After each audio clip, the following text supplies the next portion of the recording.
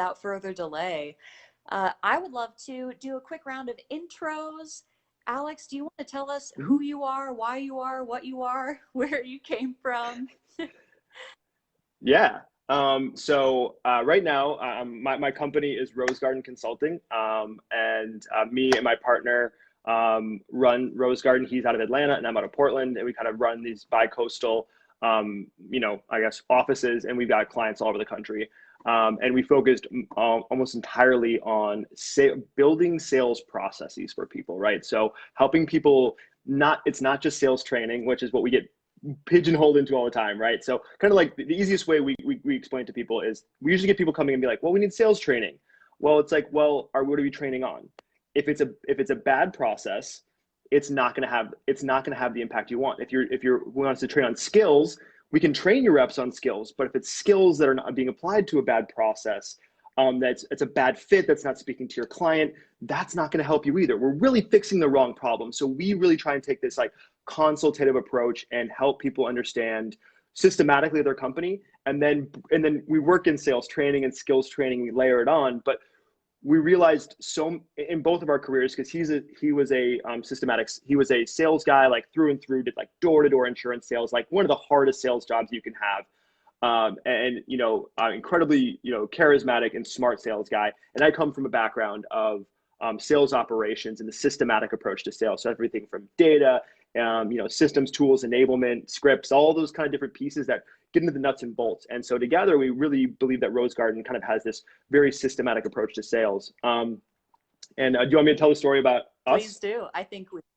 Sure. Okay. So, and it's a great origin story where this conversation started. So hopefully everyone listening can enjoy this as much as we do. Actually, Kayleen was like my first technical, unofficial, consulting client, where back, it was like, what, 6 years ago when you had just started Mountain Dog? Started 7. We had 7. Yeah. So we ran into each other at Upslope, and you had said that you were brewing. I don't know if anyone knows that. And you said, I was just starting this and we have some good clients, but I'm like, I'm not really sure how to organize all this stuff. And we know we've got other people out there. We want to get more clients. So how do we like make this whole thing work? I don't really know. I was like, I do this for a job. This is what I do. And so we met and we helped build out a process, and we kind of came up with some Google Sheets and stuff like that. And you kind of gave me that inspiration of like, this is what I want to do. I want to help people who take a risk and want to be an entrepreneur and, own something of their own. And, that's a brave and risky thing to do. And so kind of the way I always say that my origin story of how I came to consult and want to give back is I want to give the power, because people get into, you start a business because you're passionate, you're smart, you're an expert, you've got an idea, not because you know how to make money from it.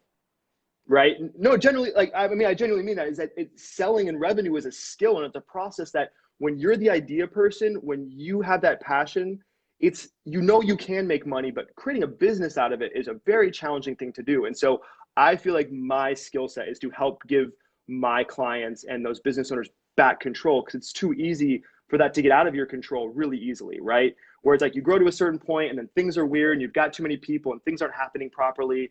And I want to give my clients back. And that's kind of like what drives me, is to help find these entrepreneurs, find these passionate people who are like, I want to keep living this dream of owning a business and giving back or living out my passion. But this revenue thing is really bogging me down, or I can't get it right, or I want to do better at it so I can hire more people.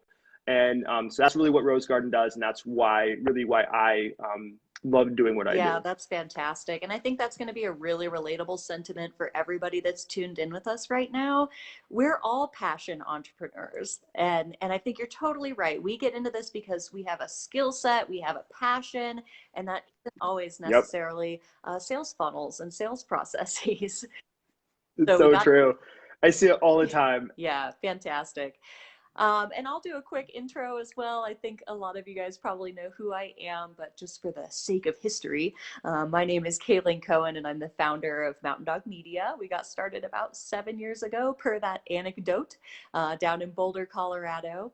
Got some really valuable sales consulting from Alex.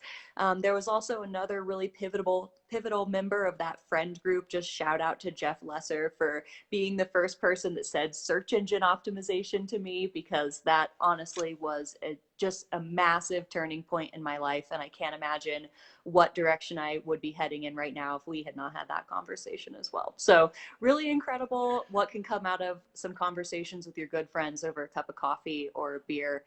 That's how this great stuff gets started. Awesome. So It's we're true. going to talk about sales. We're going to talk about marketing, all kinds of cool stuff. I've got a couple questions for Alex. I'm excited to pick his brain about a few things, but I also would like you guys to jump in as well. So feel free to jump in the comments and ask us questions as we go, and we'll chime in and definitely respond back to you guys. And then this video is going to exist in perpetuity. We'll be able to download this and plop it up on the blog, plop it up on YouTube. So if you're watching this in hindsight and you have questions, feel free to reach out. So Absolutely. And you guys are spending your precious time with us. So feel free to, leverage it as you need. Ask us, pick our brains, do whatever. Because I think the beauty of what we realized when we were talking all those weeks ago was how fluid this was and how much we both have to share about our different experiences and how they overlap in so many different ways. So please, everyone, use this time wisely, and we're here to help you. So fantastic. I love that. Thanks. I've got the little comments thing open. So if anybody wants to drop us any comments, feel free to do so. Okay. So first, I just had a question that popped into my mind when you were giving your little intro. Can you explain to me what a sales process is? I instantly think sales funnel. What's your little packaged up definition for a process? yeah, I would say that definitely sales funnel, I think has everything to do. I mean, that's all, and it's an all encompassing definition, right? It's everything from lead generation, awareness, and I'm talking purely bottom of funnel decision making at that point, right? So where does marketing pass off to sales? And after the lead has kind of, made themselves aware and they've either engaged with you or they've raised their hands, something like that, is when I feel like the sales process really happens. So sales process to me is knowing the lead source, what is the messaging and content they've been interacting with, how can you tailor that into a relevant conversation for that person, and making sure that the person that's being handed off to has all the information at their fingertips. So it has everything to do with systems and tools and prompts and training, right? To have that person know that if it's from this lead source, you can see that, there's these campaign tags on their CRM or wherever else you're kind of talking to this person. You can kind of see their data trail. Well, now you know how to have a conversation of what's relevant to them based on all this stuff about them. And that has everything to do with, like I said, lead source, the content, and then training. So they know that who your personas are, what your ICP is, what are the problems they're probably having, even if they can't articulate them, and being able to really have that conversation. So that comes down to kind of that scripting and training, and then helping motivate people to kind of move forward with you, right? And I want to be very clear, just because I feel like sales so often gets a bad rap, as it feels like this very almost manipulative thing. And I genuinely believe my definition of sales is helping motivate people past their fear, their indecision, their insecurity, into making a decision, right? It's just motivating people past that fear and that complacency, and just to making a decision one way or the other. Oftentimes it's a no, many times it's a yes, but no decision is not helping, right? So hopefully we can help motivate people just to making, hey, does this seem like might be a good fit? Does this seem like we should probably move forward and talk more about how we could work together? That's how I genuinely view sales. So that's how that process would work. And then it's like, okay, well, we know that if we want to be able to do these 5 things with you, sorry, I'm going off the screen here. That's where the stages and process to make sure that everyone's getting a consistent experience. We're setting expectations. There's no surprises, because the worst thing is when you get a client and you're working with someone, a customer. I call everyone clients, right? We have this mantra internally at Rose Garden that Walmart has customers. If you're providing a service and stuff like that, if you're not just selling widgets, everyone's a client to you. Provide a clientele experience. But so anyway, that everyone has their expectations set properly, that you have good customers who are successful with you, because that's ultimately the goal. And if everyone's doing things a different way, if they're having different conversations, if they haven't been trained properly, if they try and jump straight, if you try and get someone to sign a contract before they understood fully what they're getting into or how it's really going to benefit them, it's going to feel really awkward and painful on a lot of different levels for everybody. So we try and build a process that makes that, where the close and the money exchanging hands is a foregone conclusion, right? Your emotions are carrying you way past the finish line because you want to work together so bad. That's fantastic. And I think that's so important. An anecdote of how that just went terribly wrong in a sales experience for myself just totally popped up where, for example, an email popped into my inbox from a large chain company. Hey, take advantage of this item's now back in stock. Call now to order. Pick up the phone and call, and they're like, we have no idea what you're talking about. That can't be back in stock. You should email us. And I'm like, yeah, I got We don't want to talk to a human, just told me email. to call. So I think that it is really so massively important and so easy to look over that consistency piece, that messaging piece, and how we're courting people through that process and that relationship. And something that you said that really resonated with me was motivating people past that fear and indecision. So I think that that's something that all the business owners that are tuned in right now should probably take a few minutes to reflect upon. I know I'm a big journaler, so I'll do a little journaling about this later, about what really is some of the fear and stickiness in the decision-making process for your product. So I think that's something we should all take a little bit of time to reflect on so that we can help better understand how to guide our clients through that. And I love that we all have clients. We don't have customers.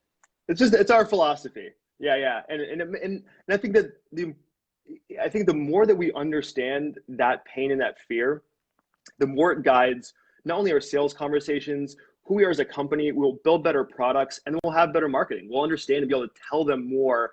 We'll holistically be able to just really build a better, more secure business because we have an understanding of what we're trying to solve for people. I think one of the biggest business epiphanies for me ever was realizing that you don't sell a product, you sell a solution. Your clients, your customers, whatever you want to call them, they've got a problem and you're solving it. And that's powerful, right? That's way more powerful than selling a widget, right? That's just like that, the whole thing of like, sell value, don't compete on price, compete on value. Like it's a race to the bottom. As soon as you always frame that they have a problem that you're solving, I feel like this compassion, this empathy, this understanding, it develops this whole world of understanding of truly the challenges people are facing. Yeah. A client of mine just a few months ago gave me a phrase that really wraps that up that I absolutely love. And I'm trying to really embrace this. He said, you want to be a pain pill, not a vitamin. And I don't know if you've heard that before, but that really sunk in with me because I guess I've always been such a vitamin. Like, oh, wouldn't it be nice to have social media services? Wouldn't it be nice to have somebody writing your blog? And sure, it would be nice, but that really makes it like a collective service. And this client really helped me understand, okay, what is the pain point that you're trying to solve? And for my clients, that's, do you not have enough time to manage your social media? Do you not have enough time to be creating this blog content? And that's where I can come in and provide that solution. So I know that was like a huge turn in my own mental paradigm. Yep.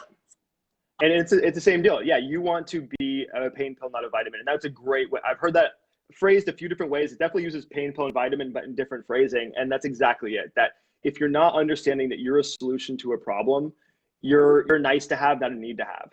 And you need to embrace that because it does trickle down that, that mental framing for everything you do is, and this comes a lot to sales, and tell me if this reflects you in terms of the marketing, like language and strategies you take, is if you don't embrace that sense of purpose and urgency, it comes off as inauthentic, and it doesn't resonate. People like that messaging and that conversation really resonates deeply with people when you have that conviction that you're helping them. And the more you can really frame it that way, that you need us, I can help you, you just can't see it yet. And it's not a pitch, it's not a hard sell. It's realizing we understand your problems and we want to get you to understand how we can help, because we so deeply do. But in the world today, there's, we're bombarded with messages and media, and we don't know if this is the right one or that's the right one. How do I know it's you? And especially in sales, is if you don't believe deeply in what you're doing, it comes across. People can tell in a heartbeat that you're just selling them a product because it's your job, not because you believe in it.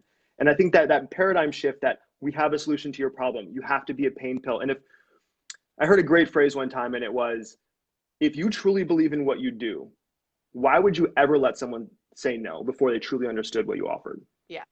right? If you're a doctor and you're talking to someone and they've got a problem and you have the solution, why would you ever let them leave your office without understanding the implications of what they're choosing to do? They can choose anything they want, but it's your job to help them understand the benefits, the cost benefit analysis of if you choose to walk out of here and not, get on an exercise plan or stop smoking or, take this little, whatever the thing is to help you be better, be healthier, get by. It's your job, that conviction, that feeling, you're doing them a service. It's not a bad thing to sell someone if you believe in what you do and you're providing a really valuable solution. Awesome. I love that. So do you feel like that translates into the marketing, that like mindset too? yeah, absolutely. And I'm curious to know what your kind of process is for identifying and refining messaging from the perspective of kind of like the bottom of the funnel. Because I feel like I live in the top of the funnel, and I'm always trying to remind my clients of that effective digital marketing is just filling the pipeline at the top of the funnel. I think of all the brand awareness we're able to do via social media, just filling that pipeline full. And then, through digital I can pull you the first couple steps with marketing. And then I think the last couple steps are that sales conversion process. Yep. And so I'm interested how you look at that messaging at the bottom. And because obviously you must think about how that affects the entire process all the way back up the funnel. So how much collaboration is happening with marketing professionals? How much assuming, how much confirming and denying? I'm interested to know what kind of your messaging refinement process looks like. Yeah, I think that there's no part of sales and marketing that isn't collaborative, that we cannot be successful without each other, flat out, right? And that's because that messaging, there's so much that is driven through the understanding of your ICP, your persona, this vision, like I said, that understanding of who you're talking to and the pain that they're experiencing. So marketing is really helping them become pain aware, right? Maybe they are, maybe they aren't. Maybe because there's so many people who we interact with, our job is to help them understand that, wait, that thing you've been feeling, that's actually a problem we can solve. Or that symptom you've been having is actually tied to this other thing, and that we can actually help you. We can help you solve that. And and our job is to nurture you and to kind of educate you on how that. Granted, there's some people who pop right down to the bottom of the funnel. They're like, how do I solve for a X? How do I solve for a Y? Right? And that's great. We love those people. But in terms of the messaging, it all has everything to do with the refinement of the persona, because we have to speak to the right people. If you haven't got dialed into that honestly, that's everything. You want a smooth, consistent pipeline. You want smooth, consistent leads. You want predictability in your funnels. You want anything. It has everything to do with understanding and speaking, exactly to who you are. Because in this great book, I don't know if anyone has read this one. I can just pull. This is very convenient. This is Marketing by Seth Godin. Talks about if you speak to everyone, you speak to no one. You have to speak to the smallest possible audience of people who this is relevant to. Because it's not going to resonate with everyone. We only need to resonate with the right people. And that's really what we try and do. So in terms of the refinement of messaging, is everything's layered on. At the bottom of the funnel, there's a bit of this, like we embrace a lot of buyer behavior and behavioral economics into what we do. Of I think if you've ever heard of the books, like things like nudge or persuasion or influence, we embrace what we feel like is kind of our own special sauce, is this idea that people make decisions emotionally and they back them up with logic, right? And no matter what you think, science is proving this is true. And a lot of other sales trainers and philosophies out there, methodologies, really hammer home this idea of upfront contracts and logics, and you can like back people into corners and ask questions. And it's like, it doesn't work that way. People have to feel you. They have to want what you do. They have to be excited about it. And so the way you talk to people and the messaging from the top, all the way to the top of the funnel and all the way to the bottom, has to be aligned. And so at the bottom, we're being much more confrontational. We're going to be much more straightforward. We're going to be consultative, right? We're going to be talking to them much more as an advisor. And it's like, hey, we have to build that honesty and that rapport instead of trying to pitch them and sell them. It's like, if this isn't a good fit for you, tell me. That's okay. Because again, my job isn't to try and sell you. My job is to help you make a decision and give you all the information you need to make that decision. And if I haven't given you that information or helped you find it, I haven't done my job right. Yeah, fantastic. I think that completely aligns with everything that I experience at the top of the funnel. is definitely that specificity of honing in on your target audience. I've learned that over and over again with different clients. And it can be a real struggle. I know that some of my clients really feel like their target audience falls into multiple buckets, and that can be a challenge for us when we're trying to speak to all of their buckets simultaneously versus just diving in and zooming into one specific niche target audience. So I think that and the whole concept of your customer persona, I think that that's another kind of action item or journal prompt for the business owners that are tuned in with us right now. If you haven't already, spending some time kind of drawing that picture and describing that ideal customer persona is going to be so massively important for helping to influence the messaging from the top to the bottom of your sales funnel. And I was say one thing, if you're not really sure, because I think that we all have ideas, because for better or for worse, we project ourselves onto so much, right? Let's be honest. We're ego monsters, and we pretend to project ourselves, and we have filters, right? So some of the best ways to go about this is just interviewing clients or having I don't want to say a third party, but maybe someone who isn't fully aware of this exercise, of all these details we're trying to understand. Interview a client, interview your clients. It is one of the best sources of feedback to understand these pain points that you didn't even know you were solving for. Because sometimes you have some of your best insights. Product growth and depth and expansion happens so often on those calls, right? I can't tell you how many times we've been on calls in my past jobs, working with clients where we do these interviews and like, oh, hey, they said these 3 things are the biggest benefits that they love you for. And they had no idea. We changed our messaging, and now we see a spike in people who are engaging, and you didn't even know that's why people were using you or liking you or whatever the situation was. So if you're not unsure where to start, that is a great place with your clients. If you want to get out of your own head and out of your own, out of your own filter bubble, which is hard to do sometimes. I love that. And one suggestion that I would add to that process is asking some questions you wouldn't really think to ask, such as what are your favorite magazines? What are your favorite blogs? Who are your favorite influencers on social media? And really finding out where these people are spending their time, where they're consuming media, and what they view to be as really positive influences in their lives. That's really informative as well, because you can see, oh, wow, all of my clients seem to follow this one set niche of blogs. I need to study them. I need to find out what is so appealing, how can I use this medium to help me better understand my target audience and better target your target audience also from, when I look at setting up ads, I can leverage that information to help target my ads and make them more effective. So and you never know when there's a partnership, opportunity to get sponsored or to work with them, collaborate, syndicate content, anything like that. Is if that's where they are, go to them. Because it's so hard to find out where your audience is sometimes. So not just finding out kind of who they are, but where they are too is going to be massively important from a marketing perspective. Yeah. Absolutely. So I guess when you're kind of mapping this out, right? When you're working with clients, you're kind of helping coach them through this, do you guys map out their kind of decision-making process? How do you kind of go about mapping out those ways of how do you find the low-hanging fruit? So I traditionally used to really work with the upside down triangle sales funnel as my map. Mm-hmm. And I think I was really pigeonholed in that for a long time of thinking it's A, B, C, D, these are the steps. And I've been encouraged recently to try to think in a more fluid kind of decision-making process, horizontal timeline, if you will. So I'm trying to kind of mesh those 2 schools of thought right now, where I'm thinking, all right, can we make a map of what the decision-making process is from brand awareness to conversion for these people? And then how do I flip that upside down and understand that as my sales funnel?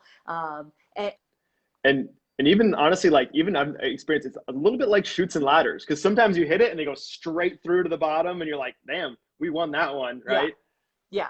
But trying to think about what the steps are going to be so often, in the most fundamental, simplest possible format. If you don't have any sales funnel, then I encourage you to start with, brand awareness, which I view social media as my main mechanism for that. And then how do we take those eyeballs from there all the way to the bottom, and trying to think about what those steps are. Can we get them roped into a newsletter? Can we be feeding them really juicy and authentic blog posts? Can those blog posts have keyword value so that we're maybe also bringing some people in from the side through organic search? Ooh, now they're on the website and they see all our offers, and ooh, they're that much closer to the tippity tip of the sales funnel and Mm-hmm. actually converting. Um, And and one thing that I think it's really important to point out here too is I had two things. One, it don't be afraid. Like, think about how many. I was thinking about this morning. Actually, I woke up thinking about this, which probably isn't healthy. Um, is think about how many times you've had an email come into your inbox and you're like, oh man, I don't have time to read that or go there right now, but I want to remember that for later. And you go back later and you can't find yeah. it. How nice would it be if someone continues to send you same ones like, oh man, I'm really glad they sent it to me because I wanted to go back and look at that, but I forgot, or I couldn't find it, or I accidentally deleted it. I think sometimes we don't always get in the same mindset of what it's like to be a customer, and we think we're being annoying, or we feel like we're being too salesy, or we're spamming, when in actuality, we're helping provide that. We're like, I was just thinking of an email of a company, or I can't remember, a product, whatever, that I wanted to go back and find, and I couldn't find this Mm. email. And I was like, man, it would be so nice if they sent me another link. But then I realized, I'm like, that's marketing. We need to get them to realize that sending this a few different times is, hey, just a reminder, sales winding down, or there's still a deadline, or we're promoting this one more time in case you missed it. We're bumping this to your top of your inbox.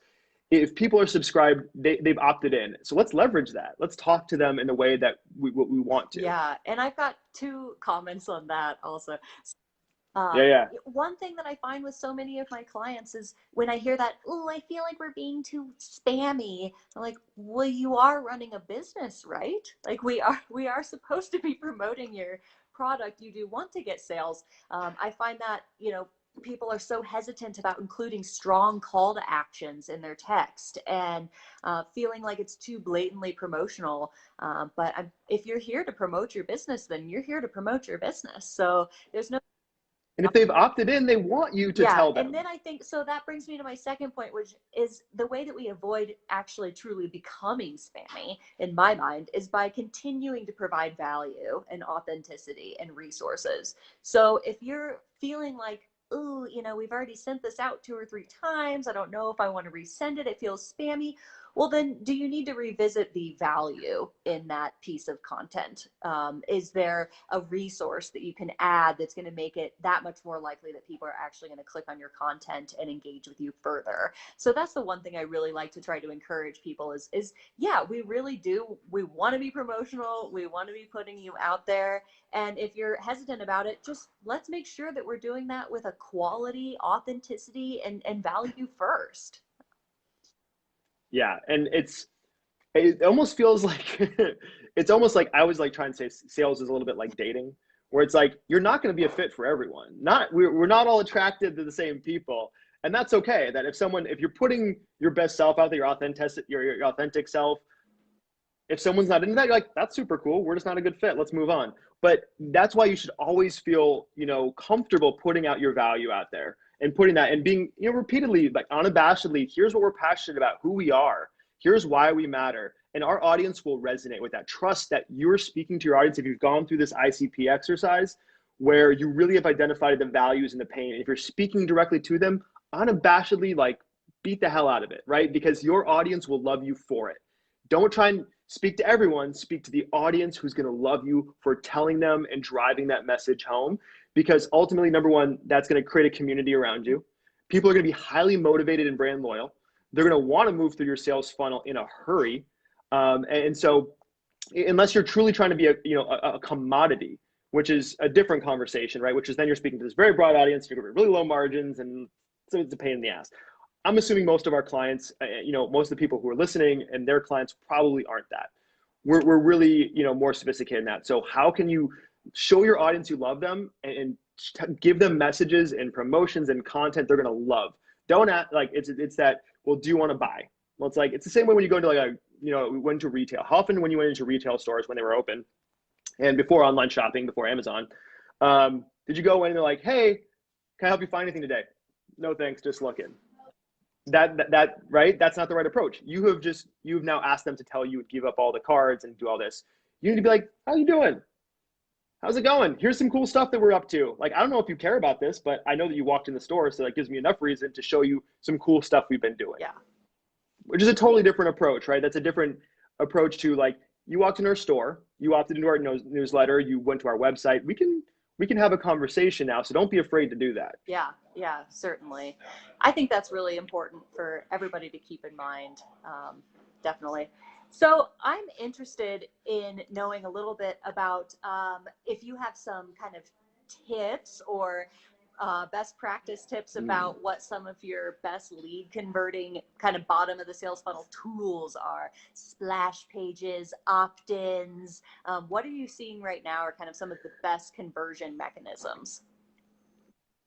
Yeah, definitely. I would say that broadly speaking, I'm going to say that it's going to be all one-to-one, honestly. Like, it's going to be a lot of consultative type calls, efforts where it's like they want to know one-on-one, a person-to-person tailored experience for them. So there's someone on the other end of the phone or on whatever else. Those tend to be the highest converting. So that's kind of like hey, we're offering this up for this, 15 minutes or 20-minute consultation or whatever. Those kind of, I know that's that opt-in at the very bottom, or that lead form, that hand raiser type of conversion. But those one-to-one high value personalized experiences are definitely the highest converting, or I guess the most intent, indicative of intent, right? People who do that are very, very highly motivated. They're engaged with you. They want to have a conversation. Beyond that, bottom of the funnel content speaking wise, we're probably looking at more of these how to execute, right? I think that so often I experience is that these people want to know that you're the expert, that you know what you're doing, you can help them, and they want to try it on their own, right? I feel like as humans, we tend to be this, well, let me just do it first, Yeah. right? It's kind of like, whether it's, I don't have kids or anything, but like generally speaking, I'm aware that humans tend to operate in this way, that we want to try things ourselves first. People can't tell you what to do, but if you try and fail, well, then you're going to ask for help. And you're gonna be much more open to learning. And so often giving away those like how-tos, here's our videos, here's this whatever, like if it's like a PDF, or like, give it away, give 90% of it away for free. And people too often are gonna be overwhelmed, confused, or scared they're gonna mess it up, and they're gonna ask for help. And that's your sales conversation, because now you know that they're engaged in what you want. They've taken that step, they've downloaded it. You have a really good sense of what they care about. Yes. Bless the opt-in. I am a huge fan of, I call them opt-in incentives, newsletter sign-up incentives, whatever you want to call them. A juicy, 5+ page PDF that's got the bullet point, the highest level of your expertise as a free download for people. That's going to help drive newsletter signups. That's going to maintain engagement with people. That has SEO value. I just absolutely love newsletter opt-in incentives. So anybody that has not already decided how they're going to leverage that, I think that that's such a fantastic thing to think of, because there is no business for whom I don't recommend email marketing at this point. It's making a comeback, honestly. Like, I feel like the newsletter is making a comeback. And it's just, like you said, staying top of mind, popping back up at the top of your inbox. Hey, it's me again. Did you forget? Did you lose this email?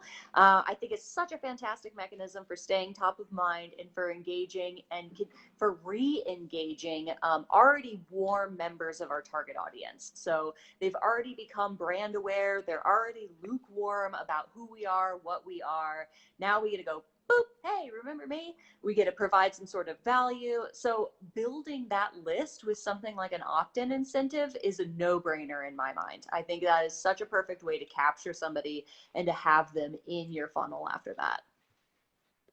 And I think that's a great point, that I'm really a big fan of. Like, I've become very attached to certain people's newsletters. I look forward to them. I save them in my inbox because they care about it, and they speak to, like I said, they do all the things we talked about. And so I look forward to it. I save them. I look forward, I save them for the weekend in my cup of coffee. Yeah. And it's always interesting to see, number one, what the brands care about, because it's what I care about too, even if it's not about just pitching, right? Even if it's not just telling me about what products or services they're offering and why but the experiences as a community, the things that they care about and they're experiencing, like you're talking about for you probably, right? If you were talking about, what Kayleen's up to and the mountain dog and like, sewing the masks, like that, the people who you're going to resonate with are going to love hearing about that. So building that community around that and being unabashed and speaking to that, I think is a very strong choice and very, like brand loyal choice. So as people grow with you, they get to know you and you become, almost like weirdly enough friends through that because they care about your voice and you care about what they care about. And now you have a relationship. Yeah. And I love that you have some newsletters that you look forward to. That's what I always kick off my newsletter workshop with, is asking people what newsletters they look forward to receiving, because, and that's such a great study where we were talking about how to better identify the personas, your target audience personas. Same question here. What do you as a human being, what do you look forward to in those newsletters, and how can you create that in the content that you're going to be sending out? And I'm the same way. There are one or two that I genuinely look forward to getting because they're authentic and they're meaningful, and I love reading them, and they connect and they resonate and they inform and they inspire me. So I love to use Yep. that as like compass north, due north for what do we want to provide, really. It's all in your Mm-hmm. control, right? Like that owned media, right? Like it's all in your control. You control your messaging. You're not relying on someone else to communicate this for you. It doesn't cost you anything besides the audience who's already opted in, that you've already driven towards you. So they've already told you they want to hear from you. So use it to the best of your ability, because put some love and effort into it. And I think that will really reward you. And I think that it's an understated piece of this whole marketing puzzle, because I'll even jump in and say that I've even noticed in sales lately that email sales emails, like B2B sales emails type stuff, is more important than ever. But you have to be good at it. And this is kind of like my finger in the wind at the moment, is because everyone's spamming on email, because there's so many different tools out there sales wise to push out so much email. There's so much bad email going out that good emails really pop. Number one. And two, physical mailings, sending people something. So whether that be a handwritten card, if you obviously, depending on like what your sales process is like, if how much your cost to acquire your customer, right? Obviously you have to keep costs in mind, but sending people things and calling on top of that and saying, hey, look, I sent you something. There's kind of this idea as humans, we have this law of reciprocity. If someone sends you something, you now feel obligated to give them something in return. Yeah. Right? So if you make the effort to send someone something, well, now they want to give something back to you. So it gives you a reason to ask. It gives you the ability to ask, which is one of those. I am so which is way less awkward. Direct mail right now, honestly. It's really powerful. Like, especially like I've said, we have to be very cognizant of cost, right? And where your audience is. But if you can get that, it's an incredibly powerful thing to do. So let's not overlook it. It's been making a comeback, but with all the time, the more digital and aware we can be, the more we have to be tailored in our message. And that goes like hammer straight back to this whole ICP thing, right? We have to speak to our audience.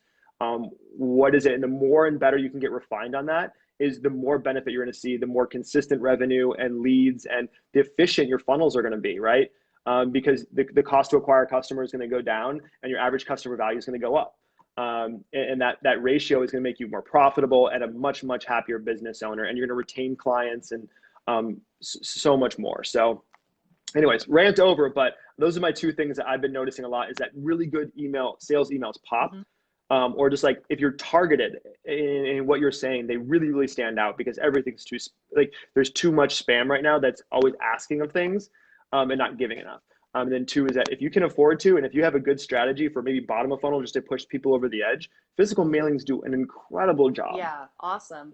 And one thing one last little piggyback that just made me think of when you said the importance of targeting those email campaigns, even within your own list. So I really encourage business owners to kind of micro target their list for their email campaigns. So rather than just having one mother list that gets all of your campaigns, being able to break that down into the different categories of messaging or target audience or service product interest, that is also going to really positively impact those leads and conversion rates. So that's something else. If you have, if you can think of a couple different kind of personas, then can you also match your list into those personas so that you can make those campaigns even more effective?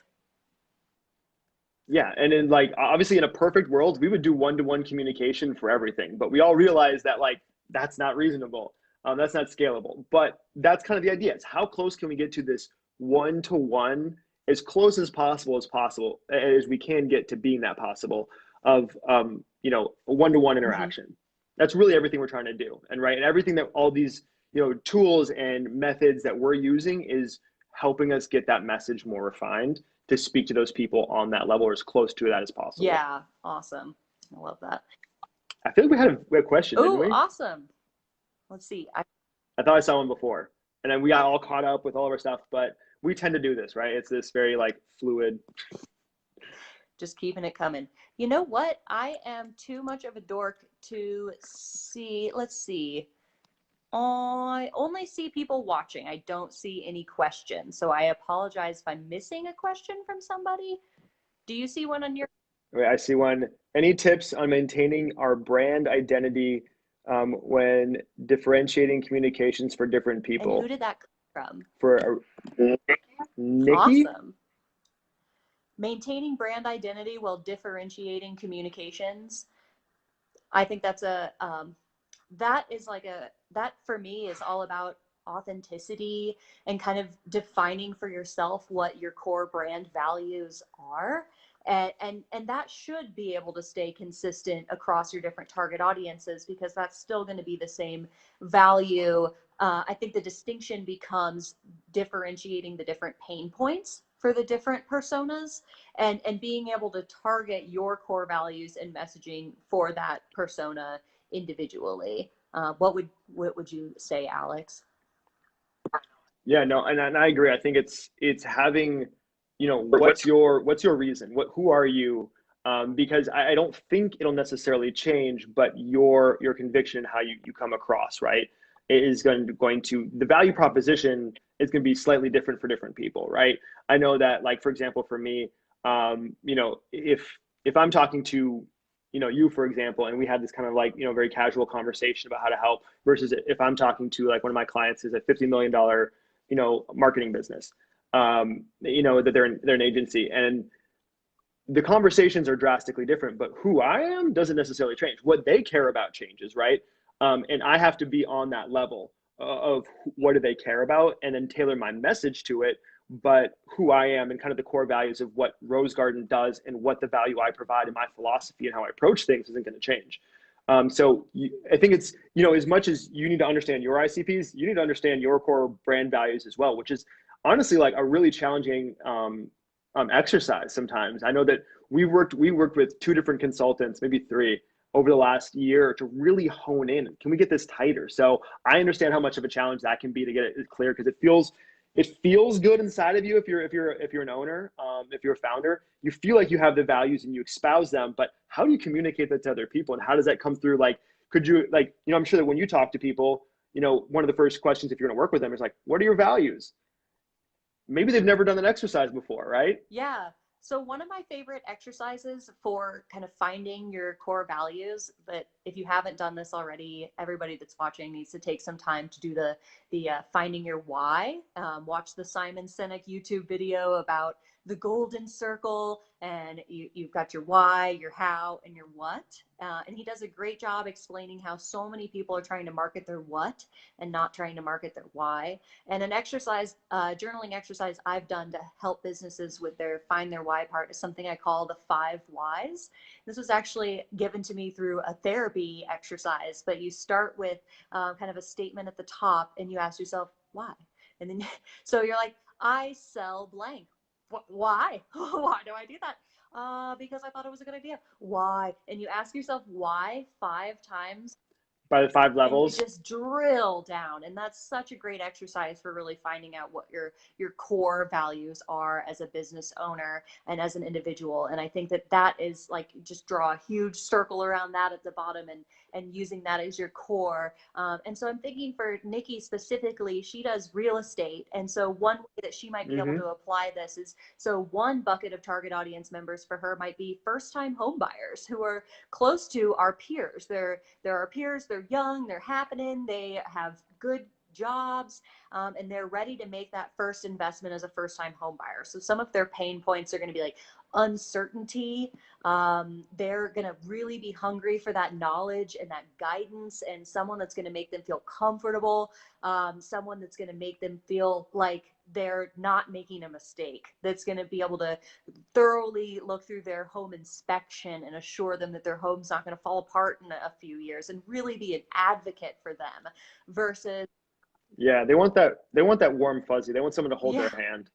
I know, I mean, like I can speak for myself. I don't know about you because I'm a homeowner too. And I remember my realtor was amazing in the fact that she held my hand and told me exactly what I needed to do at the right time. And she didn't let me, and it was almost like a parent move, right? Where like she didn't let me waver and she didn't let me like hum and ha and like whatever. It was, if you're serious about this, you need to be doing this. And she checked up on me and she followed up with me.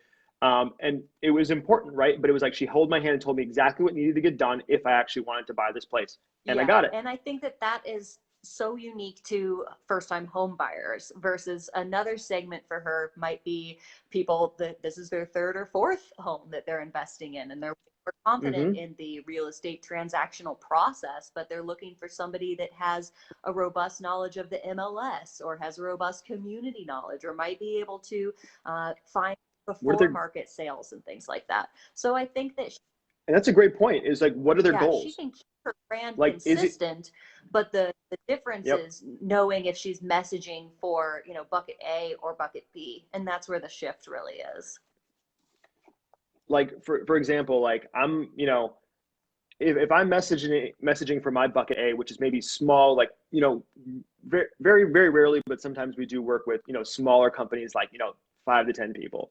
And, my messaging for them is we got to dig out of this hole. We got to get some traction versus, for companies who are much bigger, I'm like, we have to scale this. We have to invest differently, right? Like, and the methodology in which we go about that are different because our goals are different, but helping them understand that my systematic process, it does scale, it is different, and your goals are what matter, and that how we're going to approach this to figure these things out, it's a process, not necessarily an outcome, right? I'm not trying to, like, I'm not going to sell you just a square peg round hole. Is we're going to make sure this works for you, but as long as they understand that and my approach to that if, as long as they believe in it, then I should feel I should continue to message very consistently in that way for Yeah. them. And I would look at this, as what we were talking about earlier, that sales funnel, thinking about like kind of the horizontal decision making process and how that turns into the sales funnel. So we just identified basically two verticals of this sales funnel for this one business, and Mm-hmm. thinking about that and saying, okay, awesome, we've got these two verticals. How do we create, social media at the top that speaks to these? How do we create ads that capture cold target audience members in these two buckets? How do we nurture them one step further with content marketing content? And then what is going to be the final mechanism to actually get them to pick up the phone and engage in that one-to-one interaction? Yeah. So Absolutely. what I really want our observing business owners to be able to take away and to work on after this is awesome. Okay, so we've got you guys thinking about who are your target audience buckets. Can you define those personas? Then can you help like create the messaging and the step-by-step process from the bottom to the top for those individuals? Yeah. Mm-hmm. Yeah, and that's such a great way that it's I feel like there's so much out there that business owners can do, but it's so hard for them to do it, right? It's they don't always know where to go to help have that that guidance, to help guide to help them through to understand these are the exact things we need to be doing, because so many of them are so eager and so passionate about what they do, but either their first time or these are new challenges, but they look different and they feel different, but maybe they're the same challenges you've experienced before, and they just need help, like a coach, and which is obviously why we do what we do, right? Is to help people, pull away some of those layers. And how about this? How many times in doing this have you kind of slid accidentally into maybe a little bit of a therapist role? Being a business owner is incredibly challenging. Yeah. It's isolating, it's scary, it's, you know, especially when you're small. You know, honestly, I feel like sometimes consultants and agencies, they really act as this like sounding board of, you know, fear and pain and uncertainty of how do I get Yeah, through this? and especially during this time, specifically with COVID, I had a client break down into tears last week on the phone while we were talking about messaging. And she said, I honestly just don't know what my message should be right now. I don't know if I should be saying anything at all, if I should be calling attention to myself or not. And she was just so distraught about not knowing how to position herself and not being so uncertain about the future of her business. And yeah, that was a really tough moment to hear that and try to be a part of that. And gosh, you know, I wish I could say just the right thing to make her feel better and assure her, well, we'll write the blog that gets you out of this. You know, it's tough. What'd you say? I was curious. What did you say? Oh gosh, I didn't know what to say. I was like, okay, well, we'll focus on the positives and let's create some content that just is authentic. And I really encouraged her not to shy away from this pain that she was experiencing. Without, I think putting it out there, yeah, like that is the message. The pain is the exactly. message. Is I don't know what like. I don't want to say I don't know what I should be saying, but at the same time, it's like I want to be sensitive and help everyone know that I am aware that everything is going on and that this is an uncertain time, even for me. And that vulnerability, that's a human moment, right? We're not just a faceless business or corporation. I know that many people that we're probably talking to are not that, but you don't know unless you see and feel and hear someone. And that by putting that out there, that is that. Exactly. So that's what I tried to encourage her to do was, okay, let's be authentic, let's be real, and then we'll try to tie it up in a pretty little bow by focusing on what could potentially be the positives of this situation. Yeah. And I think that if we were just to like have like that theme and double back a little bit was if you're speaking to your audience, if you speak in your language and you're authentically, they'll appreciate you for it. That you don't necessarily need to be scared because you're speaking to the people who care about you and you've earned their trust and their eyeballs and their attention. And so that you don't need to be scared of saying the wrong thing. Because if some people, you can't please everyone, right? Like we got to get out of that. Like you may say the wrong thing and that's Yeah. okay. But at the same time, people who trust and like your brand will be willing are going to like you and appreciate you. And even if it's not the best message ever, they're not going to leave you because of it either, right? If you're providing something of value to them, they're going to stick Yeah. around. Yeah. And it was funny. I thought you were going to ask how often do people working, not use you as a therapist, but use you as like just a general business consultant. I've found so many times people are asking me questions way, way, way larger than digital marketing and or questions that Oh, come really? all the way down to the core of their business values and their branding and their entire strategy, concluding sales. So I know we're reaching towards the end of our time here, but I want to wrap up with what I think is going to be my favorite question here is, wait, I had a couple questions. Do it. So I was going to ask, I wanted to just talk briefly about, you know, do you feel like from your position, social media should result in sales? I was going to kind of ask you that as like a true false question, like true false social media should result in sales. Should social media result in sales? I am my Ooh, that's a tough question because it should contribute to sales, but we shouldn't expect a one-to-one correlation with if we have social media engagement, that why aren't we seeing sales spike? It is a piece of the puzzle. It is an amplification of your message. But if the message isn't great, it doesn't help you at all, right? So just because you have people liking social media posts or engaging, it shouldn't be a one-to-one.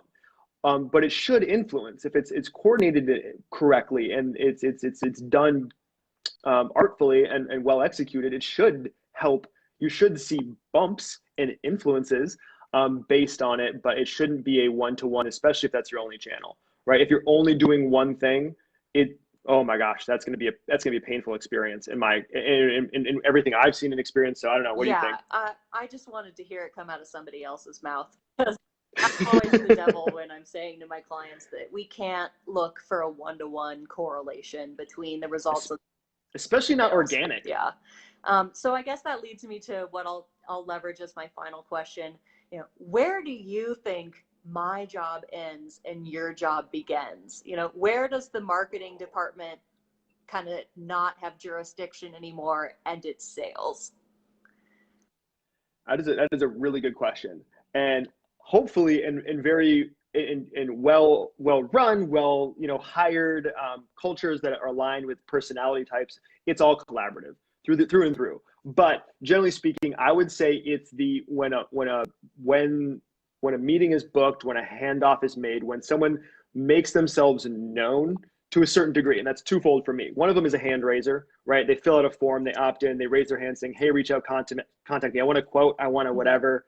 Or two, that marketing has done their job to such a effective, good degree that people keep engaging over and over and over again.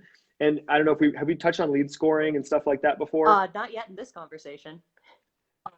So anyways, so if people are constantly engaging to a certain threshold, marketing has done their job effectively, and now sales needs to take that as a hint to contact them and have a conversation, because someone might not know what the next step is. Some people might just be afraid to pick up the phone. It might not be their thing. So we just have to break that ice. And they'll be more than willing to have a conversation, especially if they've been trained right, if they know how to have a really strong conversation about the content and they're value focused. It'll be a fluid conversation, a natural extension of the marketing content and experience, but just with a human now. And they can help guide them. But like, I think that those are the two places where I feel like marketing and sales do need a distinction in terms of handoff, right? In terms of, okay, yours is once they've either kind of gotten to this past this threshold of awareness and engagement with us, that's one, and that sales needs to take that on as their responsibility, because real talk, sales' job is when someone says no. Anyone can sit at the cash register and say, okay, well, what do you want to order? Okay, great, take the order. That's not sales. Yeah.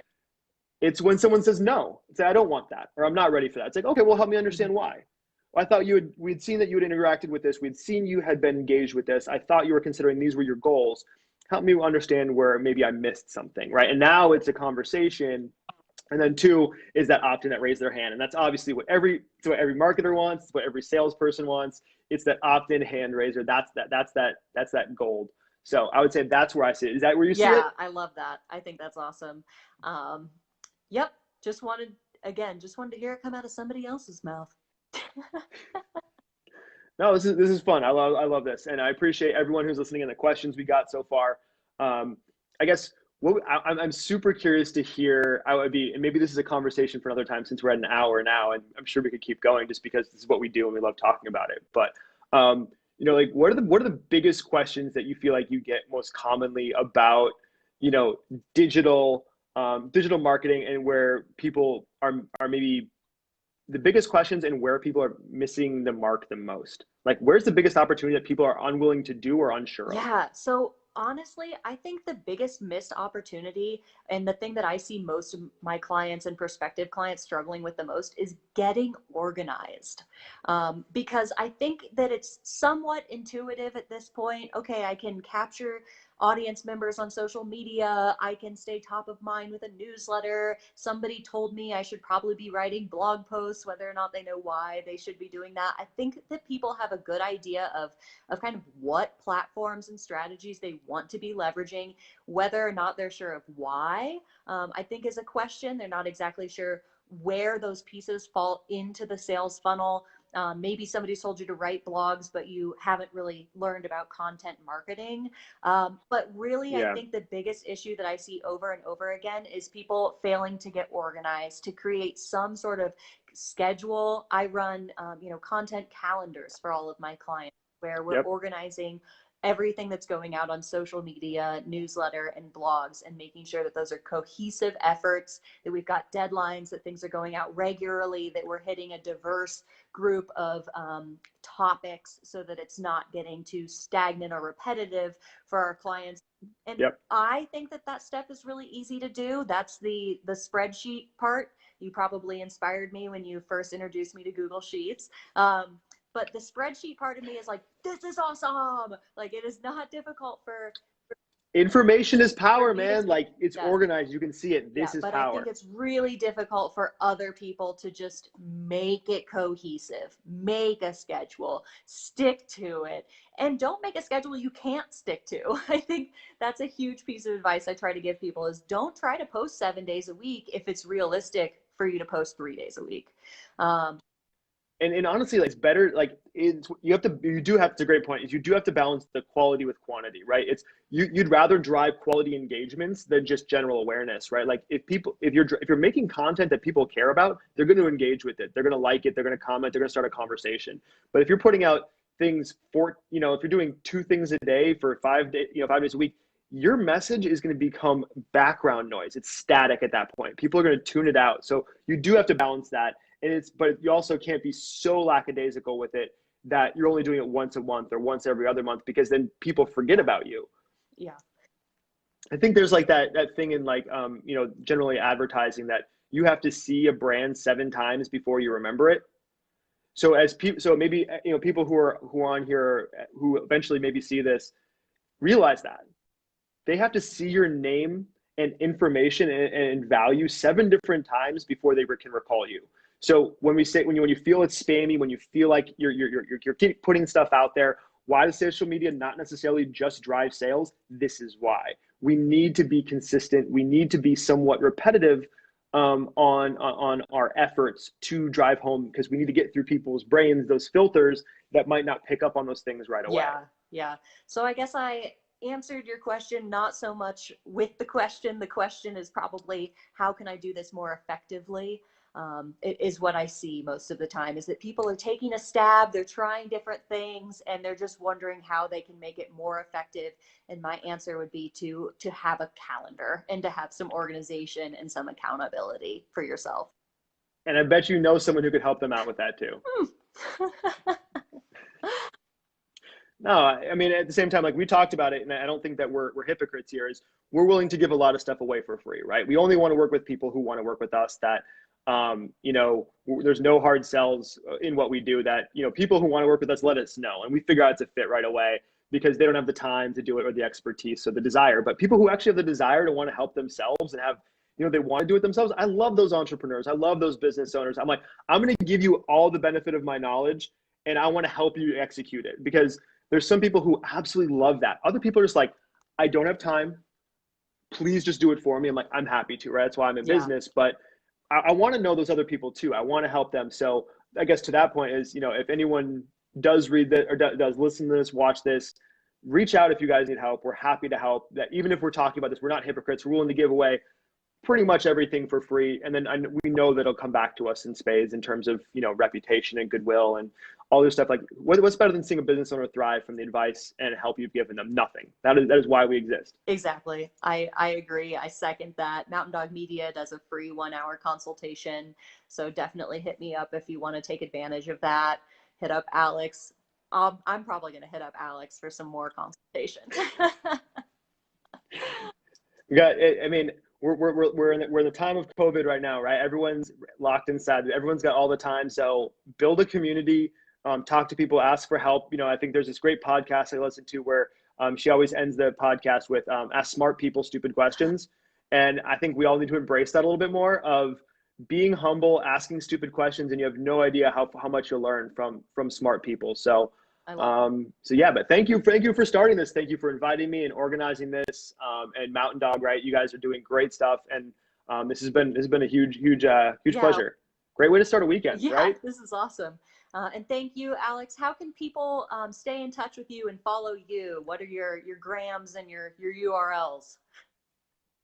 Yeah, absolutely. So we are rosegardenconsulting.com, and obviously I'll put my information in this video as well. We can share. You can hit me up on my personal stuff. It's all kind of fluid, right? Like, when you're an entrepreneur, it's like it's all interwoven.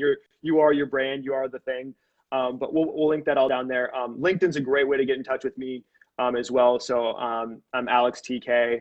Rose Garden Consulting is a great way to find us as well. And then obviously LinkedIn this as well. So yeah, obviously if anyone has any questions about sales or how to like start some of these processes we had talked about, whether that be like identifying your customers, and, even the things that you talked about, Kayleen, in terms of which sounded a lot of like go-to-market strategy, right? Like, who are we talking to? How much value is there? How do we speak to the audience? How do we really position it? What are the channels we need to go through? And what are the sales messaging and stuff like that? I'm happy to kind of maybe poke and prod and give you some good prompts and ways to start that as well, and how that could influence sales and revenue for you. Fantastic.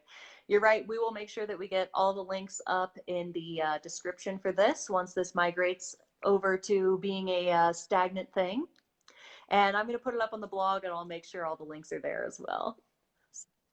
We'll have to do this like once a month or something. I know. Plenty for us to talk about. No shortage. I can't see them on my end, so I just want to make sure we didn't miss any last minute questions. I am not seeing this. We got a thank you. Oh wait, hang on, we got one more. So we got, oh wow, there's a few more. Damn.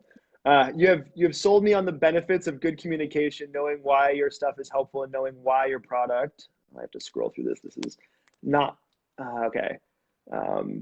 Is valuable to your client and probably more important. I'm going to spend some time reviewing our sales funnel and process based on the ideas you provide today. Good takeaways. That is awesome. Thanks for taking the time to share those insights. That was Sharon Burkhart. Sharon.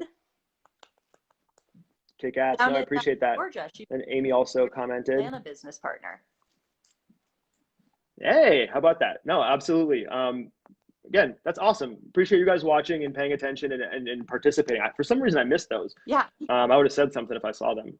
Definitely probably not going to use the Facebook platform again. We'll do this on Zoom or Hangouts or something a little bit more legitimized next time. But that's a great point. If you guys really enjoyed this, let us know. Leave a comment or like, and not to be like that, like shill, but just so we know if you guys are really enjoying this and found this useful, we're more than happy to do this more often. Obviously we've got tons to talk about. We've already run over and we're not even slowing down. So just let us know and we're happy to do more and give as much as possible to y'all. Awesome. I second that. All right, Alex, you have an awesome day, an awesome weekend, and I will look forward to talking to you soon.